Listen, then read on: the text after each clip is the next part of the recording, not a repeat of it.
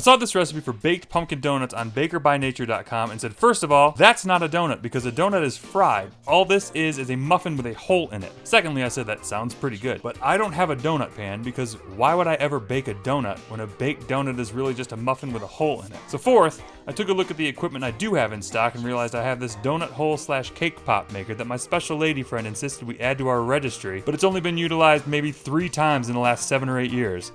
10? Yeah, 10 years. 10 years?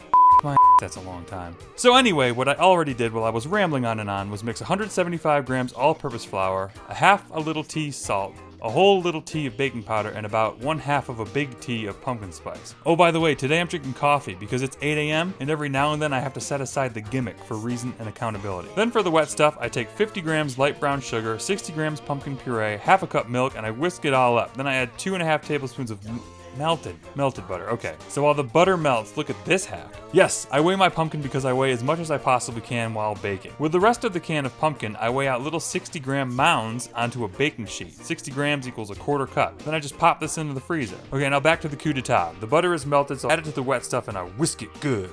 Now the wet goes into the dry and it all gets mixed. Oh, did I forget the egg? Milk, pumpkin, sugar, butter. There's no egg in this. Okay, I did not forget an egg. This is an awfully thick batter. I wonder if changing the cooking vessel is going to even work for this recipe. Okay, here it is. The Drunk Baker branded cake pop and donut hole maker that has taken up cabinet space in my kitchen for the last 7 or 8 or 10 or whatever years. This is the one and only piece of Drunk Baker branded merch that I've got, and yes, I will sell it to you. Plug it in and the orange light goes on. When the green light goes on, it's ready. Is the green light on? Is it ever going to turn on?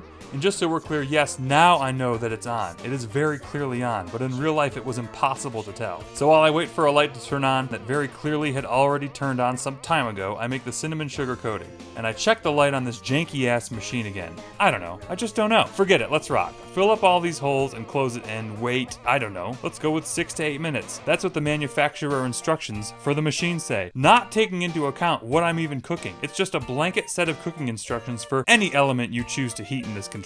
So what could go wrong? Wow, these things look awful. Thumbs down, says Caesar. Oh hey, the bottoms don't look too bad. But these things are enormous. If these were the actual holes of donuts, then you should see the other guy. But you have to fill them all the way up or else you end up with an aggro crag shaped donut hole, and that ain't a hole. So while these chill on the plate, I'm gonna use up the rest of this batter. And maybe this next round I'll do for the low end of 6 to 8 minutes. Maybe that'll reduce the Maillard carnage that claimed the first batch. Oh man, my watch broke. While batch 2 is in the oven, let's coat the first load. 3 teas of melted butter that I dip each hole in and then roll them around in the cinnamon sugar. And hey, you know what? That actually looks pretty good. Like a legit donut hole. Yeah, look at this little stack of holes. Okay, time to see if this was worth all this effort. And let me tell you, it was pretty minimal effort for a thing I've never done before. Didn't even have to crack an egg. And it's fine. At best. That's my hand doing the so-so motion to indicate that I think this thing is only so-so. And what's this? Yes, on second look, it is not cooked in the middle. But did you think I forgot?